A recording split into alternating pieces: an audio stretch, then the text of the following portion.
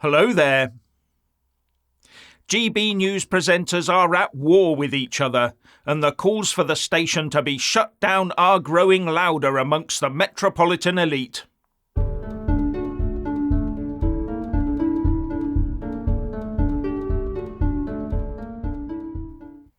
At the end of the day, it was always going to happen. What started out as the self-declared bastion of protecting right-of-centre free speech was always going to come a cropper where the regulators and cancel culture were concerned.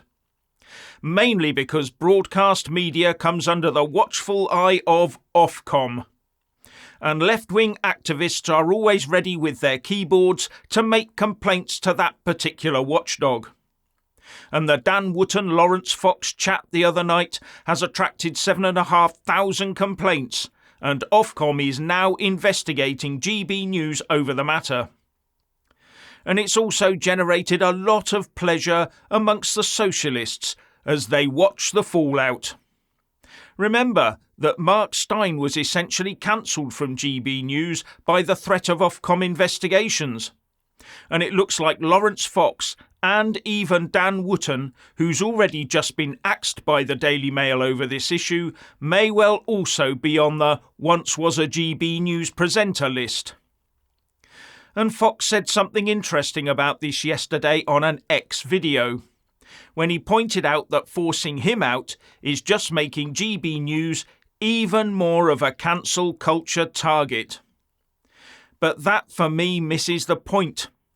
Where you have a regulator, all broadcasters have to, eventually, however long it takes, they have to end up towing the same line. There is absolutely no getting away from it. And if the regulator is biased, then everyone ends up spewing the same biased lines. Otherwise, the regulator will step in. GB News was always going to be dragged into the fold. Now loads of those on the left are crowing right now that GB News is under the cosh. They are revelling in the fact that prominent broadcasters and even politicians are calling for Ofcom to shut GB News down. Now many of those lefties also claim that the BBC supports the Tories. That it is right-wing and is biased. Yes, really, I've seen many a claim about that. But there again, anything will be right-wing biased where those who are a mile to the left of Karl Marx are concerned. But here's the thing, those same people will defend the BBC licence fee to the hilt. Something that shows what they really think about the BBC and its output. Anyway, the real point here is not GB News. The real point is Ofcom. By its mere presence, it has producers continually in a sweat about being fined heavily if a sufficient number of viewers takes offence and reports them. And offence seems to be what it's all about. But Ofcom will, once the online safety bill is given royal assent, regulate the UK internet.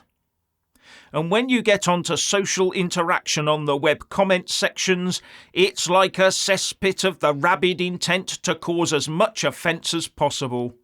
From wind-ups to swearing to sheer insult, it can be thoroughly nasty. And many of them are far, far worse than anything Fox said during that evening chat, and probably things they would never ever say to someone's face. Now, many social platforms do their best to tidy this up by disallowing certain words and phrases. But being humans, we always find neat ways around that. And if we do get banned, then so what? New usernames for the same people appear all the time, while their main aim is to cause offence and to get people angry. But the social media companies will really start to sit up and take notice when Ofcom comes calling to dish out the warnings and fines. And that's when the internet anonymity will come under scrutiny. From Facebook to Twitter to YouTube to Rumble and the big news outlets, they will all fear the repercussions flowing from a potential horde of the offended swamping Ofcom with complaints about them letting some horrid troll make their comments. To the point they might restrict or even ban UK interaction on their platforms, or even try to geo-restrict access. And this is on top of the protection for children angle I've talked about before. Social media platforms could well be driven down the road of only allowing people to use their services who have submitted an application including photo ID and proof of address, etc., or logged on using their official government-issued electronic ID, so they can be held fully accountable for their comments. And that's when the left will find out that cancel culture applies to them too.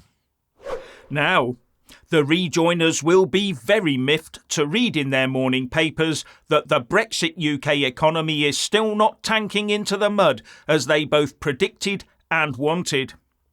Yes, they are desperate for the UK to fail.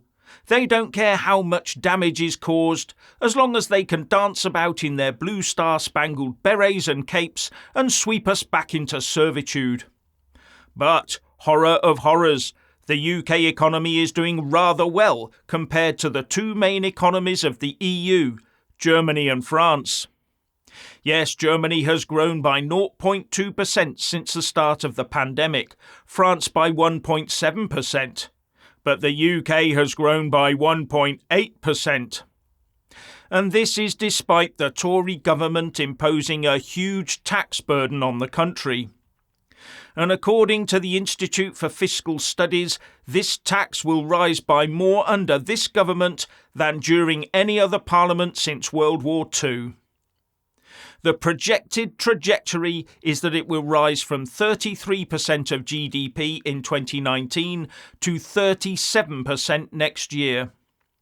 And some are saying this will be the largest tax burden ever outside of wartime, an extra £1 billion a year in tax. Every household paying an extra £3,500 a year in tax. One economist at the IFS, Ben Zaranko, said, "This is not, for the most part, a direct consequence of the pandemic. Rather, it reflects decisions to increase government spending, in part driven by demographic change, pressures on the health service, and some unwinding of austerity." And then he rather depressingly added that it is likely that this Parliament will mark a decisive and permanent shift to a higher tax economy. I've always said this new Tory party has the same tax, borrow and spend mindset as the Labour Party has, and all the other lefty parties out there.